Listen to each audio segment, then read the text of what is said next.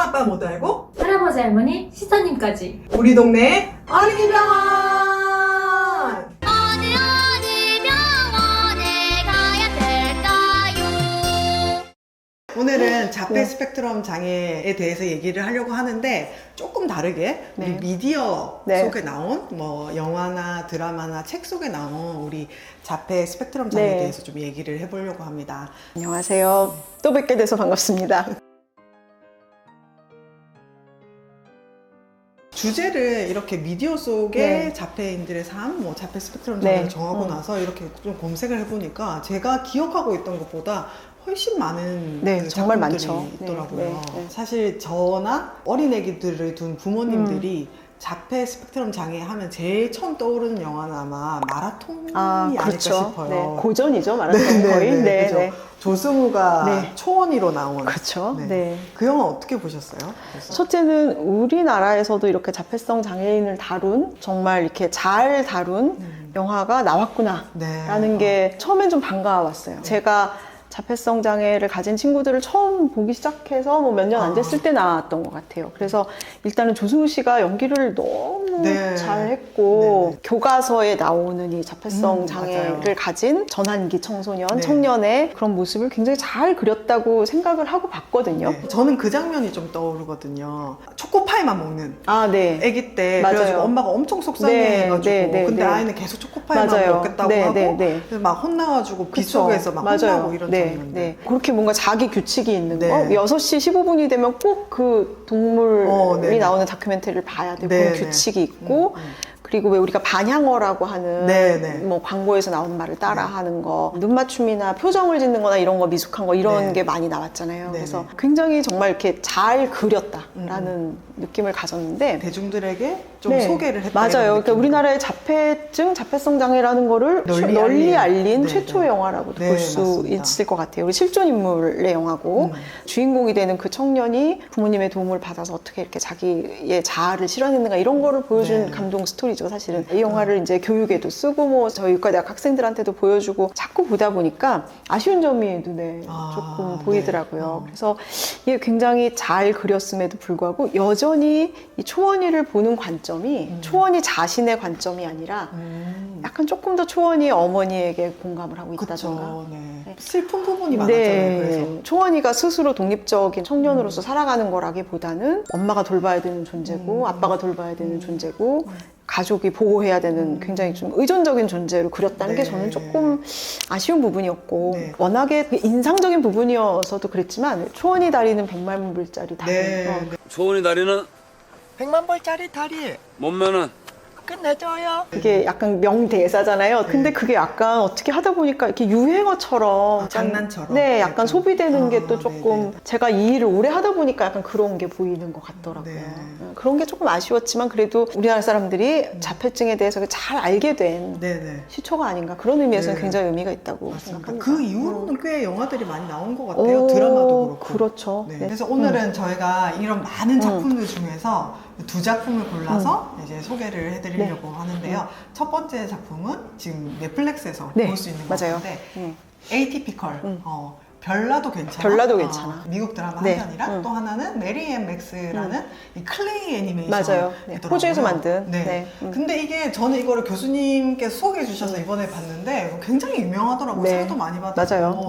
그래서 이 두 편을 소개를 해드리려고 합니다. 첫 번째 에이티피컬은 10대 소년 샘의 이야기잖아요. 18세라고 돼 있죠. 그 중에는. 그래서 우리가 보통 전환기라고 하는 성인기에 들어서는 샘 메이죠.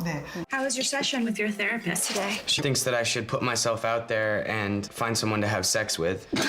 She didn't say the sex part, I added that. I'm a weirdo, that's what everyone says. Sometimes I don't know what people mean when they say things. Sam, people on the spectrum date, you know. Girls don't really notice me at all, and I'm not great at picking up signals. She's smiling right at you. You need to turn that down, like, 70%. 근데 쌤이 자폐 스펙트럼 장애로 진단을 받고 가족과 함께 살아가는데 사실 이거는 쌤의 얘기뿐만 아니라 쌤의 동생 그리고 쌤의 엄마, 아빠 이 가족의 이야기더라고요.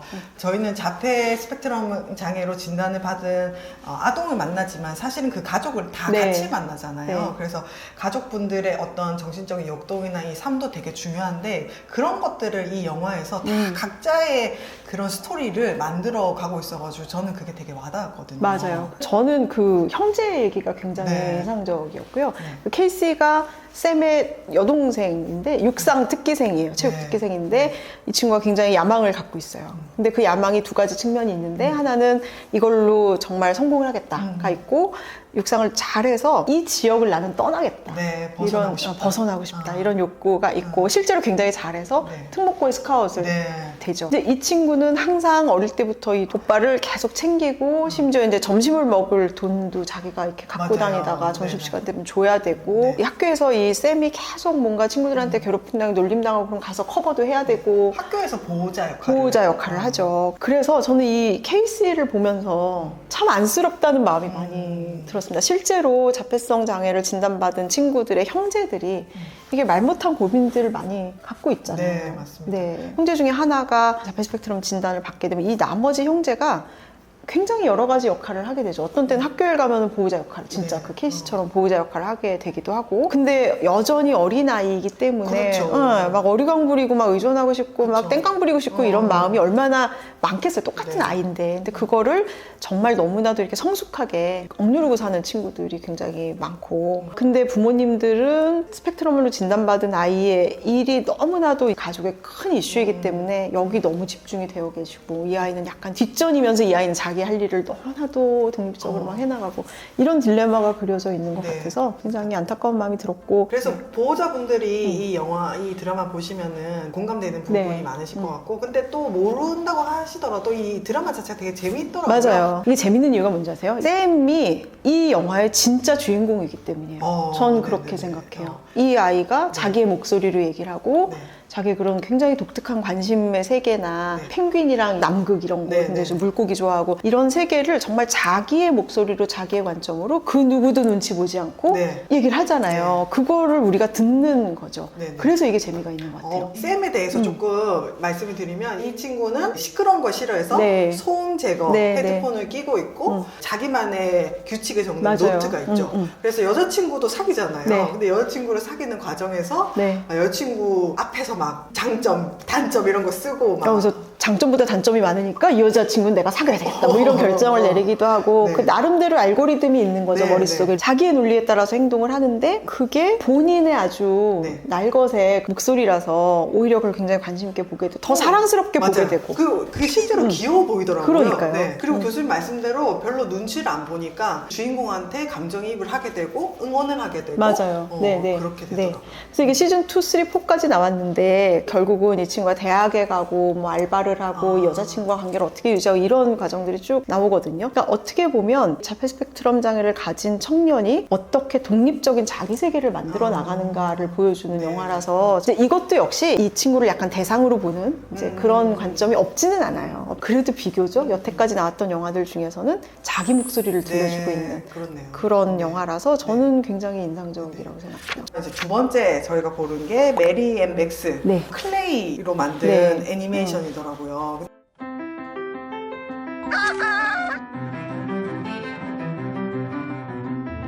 Mary Dinkle's eyes were the colour of muddy puddles. Her only friends were the Noblest from her favourite cartoon. She wished she had some friends. Mary had an idea. I have never met anyone from Australia. I share my home with a fish, a parakeet, an invisible friend called Mr. Ravioli. People often confuse me. I have trouble understanding them. 1시간 반 정도 네. 러닝 타임 하는데 중간중간에 울면서 봤잖아요. 제가 원래 잘 어떤 울기도 포인트에서 하는데 오셨어요?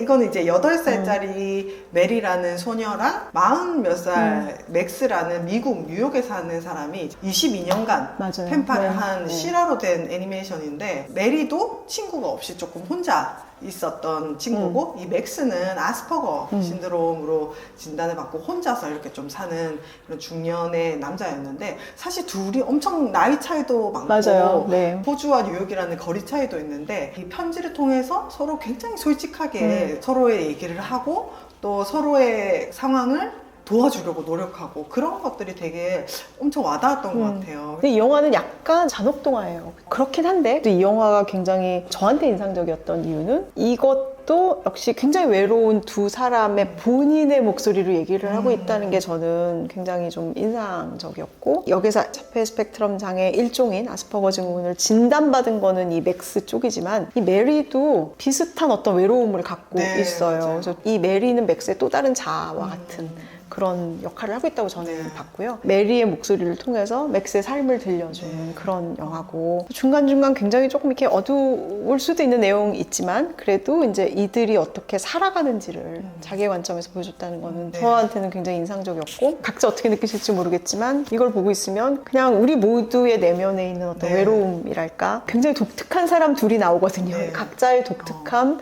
이런 걸 이렇게 발견하게 되는 그런 느낌을 저는 받았어요. 맥스는 이거를 심리적인 압박을 감당을 못해가지고 무너지는 때가 있었는데 그래서 정신병원에 이제 8개월 동안 입원을 하는 기간이 있었는데 그때 처음 사실 진단을 받았더라고요. 그러고 나서 이제 나와서 메리에게 정말 오랜만에 편지를 쓰면서 자기가 아스퍼거로 진단을 받았는데 나는 아스피라 부르겠다. 맞아요. 그래서 아스피 for freedom 이렇게 하면서 나는 치료받고 싶지 않다. 나는 아스피인 그 자체가 좋다. 나를 바꾸려고 치료하려고 드는 것은 마치 내 눈의 색깔을 바꾸려고 하는 것 같다. 근데 그 대사가 너무 와닿았어요. 사실은 어쩔 수 없이 사회적으로 다 같이 살아야 되기 때문에 평균 중간에 맞추려고 하잖아요. 티피컬해지기 위해서 노력을 하는데 사실은 이 맥스뿐만 아니라 우리 모두가 이 에이티피컬한 면을 가지고 있는데 그거를 막 깎아내야만 하는 그런 것들이 좀 그렇다. 당사자의 관점이고 그러니까 자기 정체성을 깨달아 나가는 과정을 그렸다고 생각해요. 그러다가 메리가 실수를 해가지고 그러니까요. 엄청난 큰 실수를 엄청난 큰 실수를 해서 결국 그 사람들의 인생이 조금 달라지죠. 이제 여기서부터는 영화를 한번 보시는 걸로. 그러니까 영화를 이렇게 문자 그대로 글자 그대로 받아들이실 필요는 없을 것 같고요. 이들이 자기의 정체성, SP라는 정체성을 어떻게 받아들이고 인생에서 같이 살아나가는가 이런 거 보시면 나름대로 재밌게 보실 수 있을 것 같고 또 하나 제가 인상적이었던 거는 여기에 등장하는 모든 사람들이 이렇게 서로 동등해요. 저 사람은 아스퍼거 신드롬이고 고도비만이고 뭐 정신과적인 문제가 있고 이래서 이렇게 시혜적인 시각으로 보지 않고 그러니까 뭔가 안쓰럽고 불쌍하니까 도와줘야지가 아니고 그냥 이웃이니까 도와주고 그런 시선이 전혀 없네요. 굉장히 이렇게 상호적인 관계로 나오거든요. 이 사람들이 사회적인 상호작용에 미숙하지만 어떻게 보면 굉장히 상호적인 존재로 나온다는 것 때문에 이 영화가 좋았던 것 같아요. 이 영화는 정말 강력 추천 한번 해드리고 싶습니다. 그래서 오늘 미디어 속에 나온 이런 얘기들을 많이 했는데 미디어가 참 좋은 점들도 많고 또 오해되는 부분들도 많은 것 같아요. 유튜브도 또 하나의 미디어이긴 한데 저희의 진심이 너무 익스트림한 미디어죠. 잘 전달이 됐으면 좋겠습니다. 우리 동네 어린이병원에 나온 소감 마지막으로 한 말씀 부탁드릴게요. 저는 사실은 유튜브 별로 안 해봤는데 이렇게 구독자가 5만 명이나 되는 채널에 나오게 돼서 너무 영광이고요. 이렇게 좋아하는 후배와 이렇게 재밌게 얘기 나눌 수 있어서 좋았고 간접적으로나마 여러분들 만나게 돼서 너무 반가웠습니다. 많은 도움이 되셨으면 좋겠고 궁금하신 것도 댓글에 남겨주시면 제가 또 올 수도 있죠? 제가 또 한번 또 모셔보겠습니다. 감사합니다. 감사합니다. 다음에 또 봐요. 안녕.